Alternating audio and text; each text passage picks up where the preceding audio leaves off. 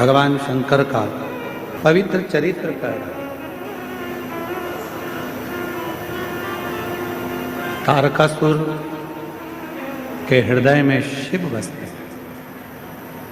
भगवान शंकर का कोई द्रोही नहीं है, भगवान शंकर का कोई दुश्मन नहीं है, भगवान शंकर का किसी से बैर नहीं है।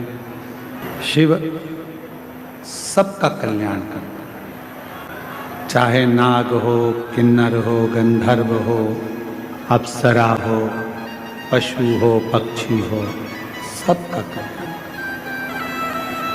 अब एक बार माता पार्वती जी ने भी अमरनाथ जी की गुफा में एक प्रश्न शिव जी से किया और माता पार्वती जी ने अमरनाथ जी की गुफा में भगवान देवाधिदेव महादेव जी से एक प्रश्न किया। माँ जगत जननी माता पार्वती जी ने अमरनाथ की गुफा में भगवान शिव जी से एक प्रश्न किया और वो प्रश्न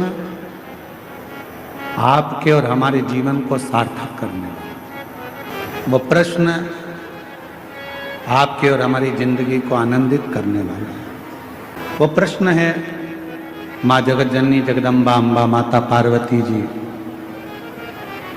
भगवान शिव जी से प्रश्न करती हैं कि भोले बाबा, मैंने सुना है कि आप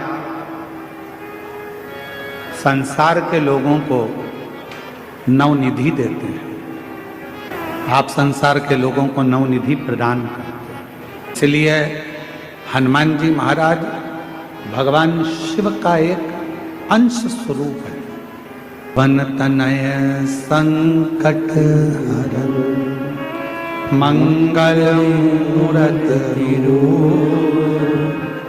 राम लखन सीता सहित हृदय। हनुमान जी महाराज भगवान शंकर का एक स्वरूप है और हनुमान जी की स्तुति में आप और हम हमेशा गाते हैं। अष्ट सिद्धि नवनिधि के दाता असबर दीन जानकी माता राम रसायन तुमरे पास सदा रघुपति के दास। इसमें एक लाइन अष्ट सिद्धि नव निधि के बाबा नव निधि आप सबको देते नौ रूप देते हो, धन देते हो, वैभव देते हो, पुत्र देते हो, संतान का सुख देते हो। ये सारी नवनिधि आप संसार के लोगों को देते हो। शिव जी से पार्वती जी ने अमरनाथ की गुफा में अमर कथा के समय पर पूछा, इससे हटकर भी कोई और निधि है क्या? क्या इससे हटकर कोई निधि है? और आपको आज हम बताएं, इस पवित्र शिव महापुराण की कथा में पार्वती जी शिव जी से पूछ रही कि नौ निधि के अलावा क्या और कोई भी निधि विराजती है या और कोई भी निधि है? शिव महापुराण की कथा को हमने जितनी बार भी अध्ययन किया या आपने और हमने सुना पढ़ा, शिव महापुराण की कथा कहती है तारकासुर के पास में दुनिया का सारा वैभव था, वो मांगने कहीं नहीं गया था। तारकासुर के पास में दुनिया की सारी सत्ता थी, वैभव था, धन था, संपदा थी, वैभव सत्ता सब कुछ। जो पार्वती जी ने शिव जी से पूछा क्या नौ निधि के अलावा भी कोई निधि है क्या? भगवान देवाधिदेव महादेव के मुख से निकल गया, पार्वती एक निधि और है, शायद दुनिया के लोगों को वो नहीं मालूम। लोग कहते हैं अष्ट सिद्धि नव निधि के दाता असबर दीन जानकी माता राम रसायन तुमरे पासा सदा रघुपति के दासा। नव निधि के अलावा भी कोई निधि है? नौ निधि के अलावा भी कोई निधि है? भगवान देवाधिदेव महादेव ने कहा पार्वती अमरनाथ जी की इस गुफा में आज मैं तुम्हें अमर कथा सुनाते हुए ये बताना चाहता हूं कि एक निधि और है। वो कौन सी निधि है? आप कहते हो कि 9 निधि के अलावा एक निधि और है, तो वो निधि कौन सी? भगवान देवादिदेव महादेव ने माता पार्वती से कहा, पार्वती वो एक निधि है मेरी अविरल भक्ति और मुझ पर चढ़ाया गया एक लोटा जल, वो शिव की निधि है, शिव भक्ति की निधि, भगवान शंकर की भक्ति की निधि। पार्वती जी ने पूछा कि वो निधि किस काम आती है? 9 निधियां तो काम में आती ही हैं, पर ये जो निधि आप बता रहे हो, आपकी भक्ति की निधि, आपके भजन की निधि, आपके स्मरण की निधि, आपके कीर्तन की निधि, आपके मंत्र जाप की निधि, वो निधि किस काम आती है? भगवान देवादिदेव महादेव ने कहा, सुनो पार्वती, मैं आपको इस अमरनाथ की गुफा में अमर कथा के साथ में वर्णन करना चाहता हूं। दुनिया के लोग अगर 9 निधि प्राप्त नहीं कर सकते और वो यदि मेरा भजन रूपी निधि मुझ पर एक लोटा जल चढ़ाना प्रारंभ कर दें, मेरा भजन स्मरण करना प्रारंभ कर दें, तो उनके पास में 9 निधियां अपने आप आना प्रारंभ हो जाती हैं। अब कुछ मत करो। कई लोग कहते हैं हमको मंत्र नहीं आता, मत जपो। कोई कहता है हमें तप नहीं आता, मत करो। कोई कहता है हमको साधना नहीं आती, मत करो। कोई कहता है हम उपास नहीं कर सकते क्योंकि हमको शुगर है, मत करो। कोई कहे हम व्रत नहीं कर सकते, हमको शुगर है, बीपी है, मत करो। कौन कहता है कि करो? कुछ नहीं कर सकते, मत करो। ना हम जप कर सकते हैं, ना तप कर सकते हैं, ना साधना कर सकते हैं, ना उपास कर सकते हैं, ना हम कुछ कर सकते हैं। तो केवल एक काम करो, प्रतिदिन शंकर के मंदिर में जाकर एक लोटा जल चढ़ाना प्रारंभ कर दो, सारी निधियां तुम्हारे पास आना प्रारंभ हो जाए। सब निधियां 9 निधि से बड़ी भी एक निधि है, वो परमात्मा की अविरल भक्ति, परमात्मा का भजन, परमात्मा का स्मरण, परमात्मा का मंत्र जाप, श्री शिवाय नमस्तुभ्यम। ये वो निधि है, ये परमात्मा की वो निधि है। एक लोटा जल परमात्मा की वो निधि है।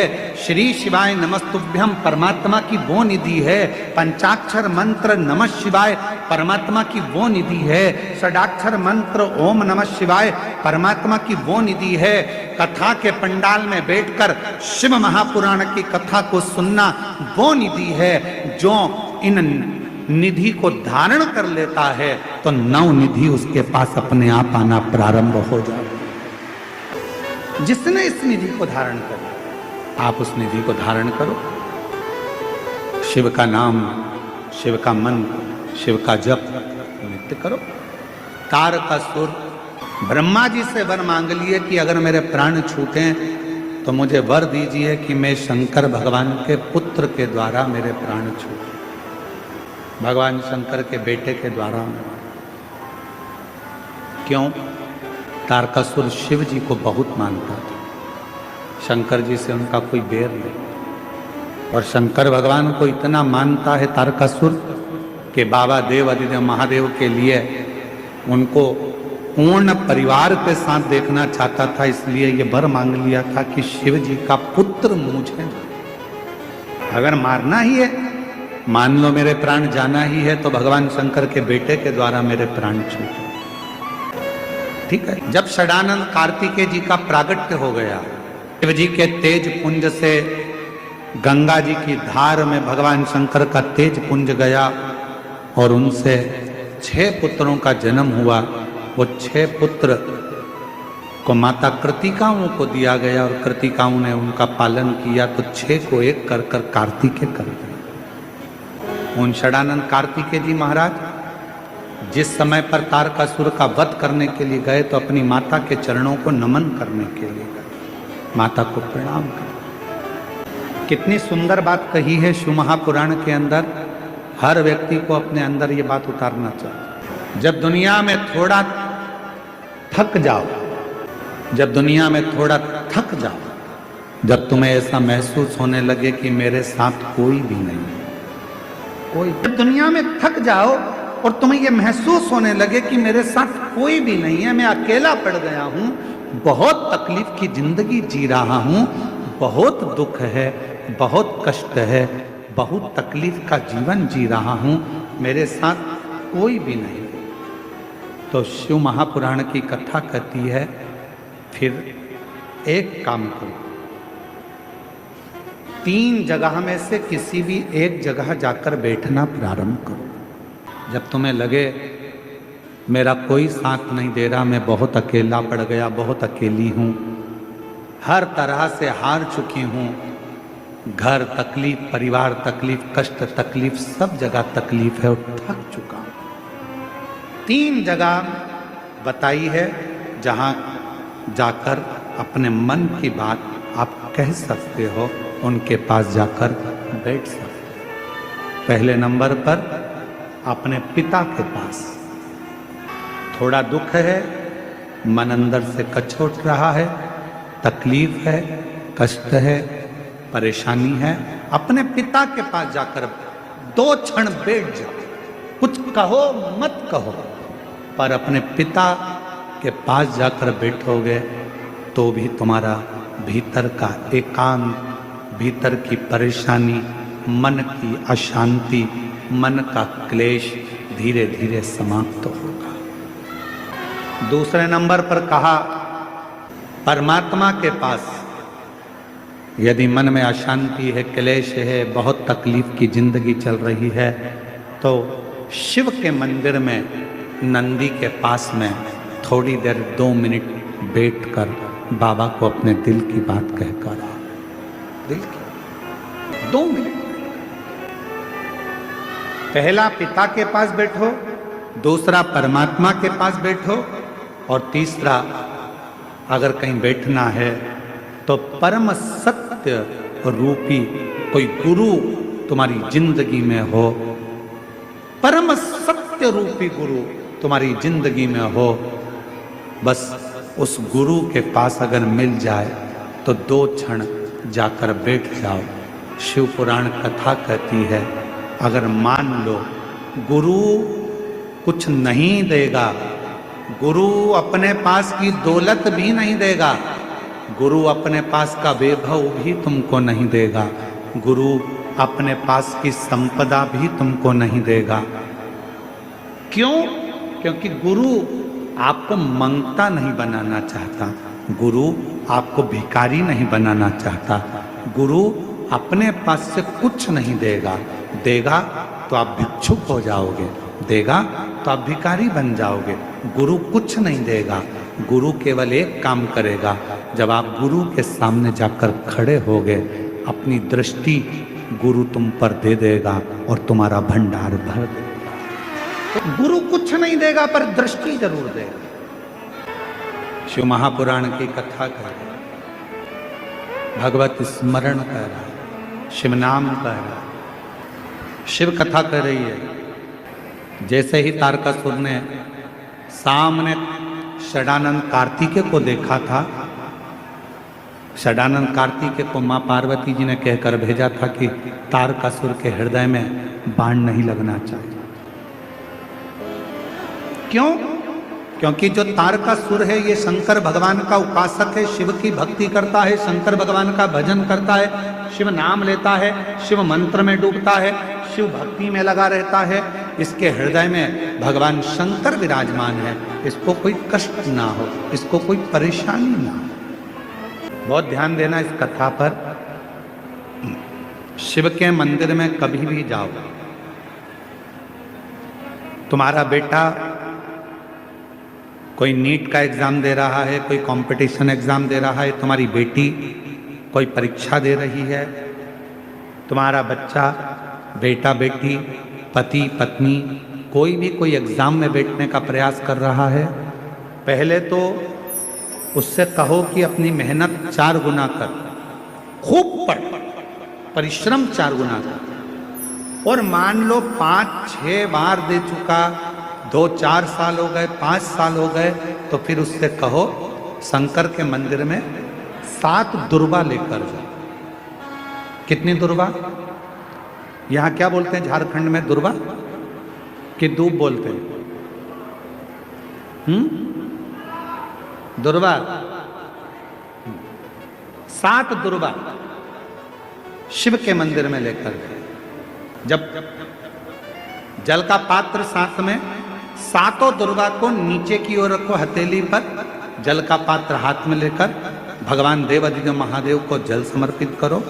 7 दुर्वा में से 6 दुर्वा षडानंद कार्तिकेय जी को समर्पित कर दो। 1 दुर्वा भगवान शंकर के शिवलिंग पर चढ़ा दो। अपने हाथ की 3 उंगलियां शिवलिंग का स्पर्श करो और अपनी कामना कहकर, बाबा बहुत एग्जाम दे चुका हूं, बेटा बेटी ने बहुत परीक्षा दी है, हो नहीं रहा बाबा, अब आपके भरोसे है। बाबा को विनय करो, शिव जी पे चढ़ी हुई बेलपत्र दुर्वा वापिस लेकर आओ। जिस बच्चा जब एग्जाम के लिए जाए, परीक्षा देने के लिए जाए, उस दिन वो दुर्वा को अपने मस्तक पर प्रणाम कर कर, नमन कर कर, षडानंद कार्तिकेय का स्मरण कर कर फिर एग्जाम के लिए जाए। पढ़ाई अच्छी करना, दिल से करना, मेहनत ज़्यादा करना, और एक बार ये प्रयोग कर कर देखना, मेरा षडानंद कार्तिकेय सफलता जरूर प्रदान करे। षडानंद कार्तिकेय जी का जो वर्णन हमारे शिव महापुराण में किया गया है, स्कंद पुराण में किया गया है, षडानंद कार्तिकेय जी फल शीघ्र प्रदान करते हैं, शीघ्र।